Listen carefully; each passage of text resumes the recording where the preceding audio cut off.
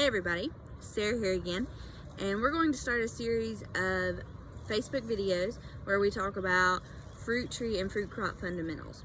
And the first thing we're going to talk about, of course, is how to choose the best fruit tree or fruit crop for you.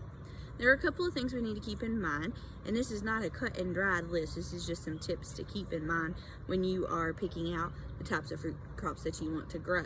Of course, there are levels of intensity and levels of maintenance and that type of thing that go with each particular crop. But in general, the first question you need to ask yourself when you decide, hey, I want to have a fruit crop in my backyard is, will it grow here? Obviously, we know things like bananas and oranges and other types of citrus do not grow well in East Tennessee because we don't have enough heat up here. So we need to ask ourselves before we even start, will this crop grow here? There are a couple of ways that we can keep tabs on that, and the first is to figure out what the hardiness zone for that plant is. So the USDA has a map of the entire United States, and it is a hardiness zone for plants that grow there. In East Tennessee, especially in Cocke County, we are primarily a 7A, unless you live way up in the mountains. And I mean, we're talking right up next to the peak. Otherwise, if you're a resident of Cocke County, you're going to be a 7A USDA hardiness zone. So our first level of defense when we're picking out that fruit crop to grow is figuring out, will it grow in my area? So if it grows in a 6B or a 6A or a 9A, it's not going to grow very well and do very good in our area. The other thing to keep in mind, especially with your peach trees, is chilling hours. And we'll go over what chilling hours are in another video because that's a whole different discussion. But we need to look at the chilling hours on the label of that fruit crop that we're looking to grow, whether it's a tree, whether it's blueberries or what have you. In this part of the world, most of the time we're looking at an average chilling hours of somewhere between 800 to 1,000 hours. And I know that sounds like a lot, but it's really not that much when you consider exactly how chilling hours work. Like I said, we'll discuss that in the next video, so make sure you tune back in for that.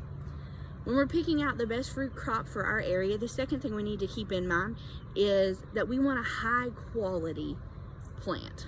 Whether it's a tree, whether it's a blueberry bush, whatever the case may be, we want a high quality plant. That means we're going to scout for any incidences of disease, any signs that we may see of that, any insect damage and that kind of thing, because the worst thing we can do is take home a plant that's already having issues and trouble. We want to make sure that when we select our plants and purchase them that we're getting good quality, healthy plants. We also want to look on the tag to see if it carries resistance. In another video, we'll talk about some common diseases that we tend to deal with here in East Tennessee. And we want to make sure that we offer as much resistance as we can by picking a cultivar that naturally has that. That'll make us much more successful in our plantings. The third and final thing we need to keep in mind when we're picking out the best fruit crop for our situation is that it comes from a reputable source, okay? As an employee for the University of Tennessee Extension, I can't promote one business over another, but I will say make sure that you are buying your stock from a reputable source.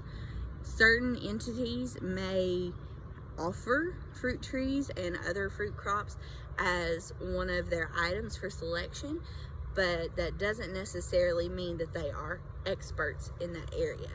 I think back to a story I heard from Dr. Lockwood.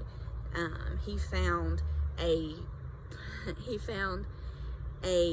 tree at a Walmart in West Tennessee. It was an apple tree that was zoned to grow no higher north than deep South Florida. And so just keep that in mind when you're picking out your trees, to make sure you're getting from someone who knows that, and always, of course, support our local businesses. If you have questions about picking out fruit trees or fruit crops for your area, or what things you need to be looking out for in terms of resistance and diseases, or just general questions about that, feel free to give us a call or email me or check out our website. And of course, always stay tuned to our Facebook for more videos in the future. Bye, y'all.